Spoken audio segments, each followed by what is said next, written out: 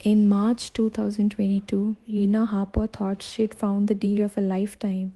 An antique brass bed frame, absolutely beautiful, listed for only $120.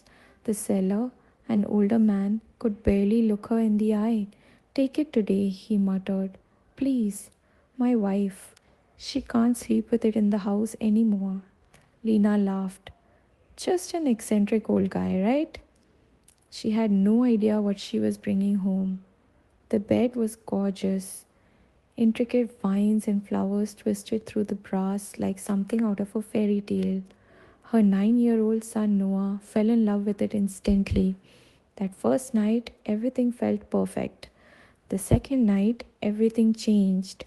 Noah woke screaming that something was sitting on his chest, something heavy, something with no face, just black, wet holes where eyes should be.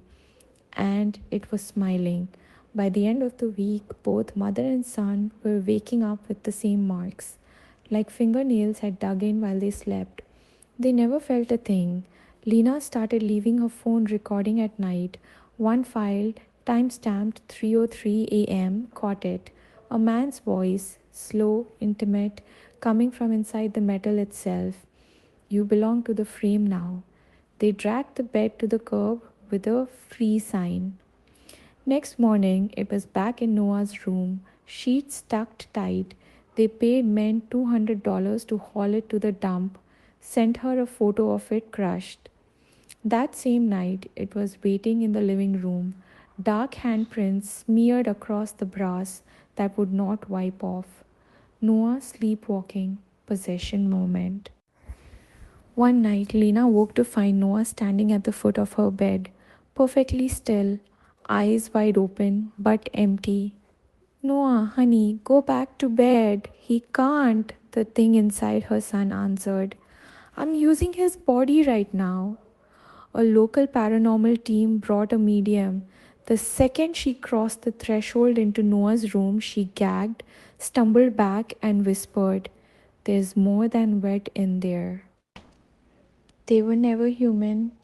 They were promised bodies if they guarded that bed. Every owner owes them that night inside their skin. Lena rented a blowtorch. At 2 a.m., she dragged the bed to the parking lot and cut it apart herself. Sparks screamed into the night. Brass shrieked as it melted. Neighbors watched from balconies, filming on their phones. When it was nothing but a puddle of liquid fire, she poured it into a bucket of water. The hiss it made almost sounded relieved. The metal cooled into twisted, screaming shapes. For a red moment, just before it hardened, it looked like faces trying to crawl out. 3 months later, new owner's photo. 3 months later, Lena received a Facebook message from a stranger.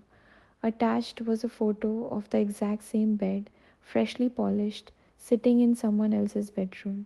The new owner's caption read, Found this beauty for only $120. Can't believe someone was giving it away. They moved, new apartment, new beds from IKEA, everything brand new. Lena still checks Noah's chest every night for fresh bruises.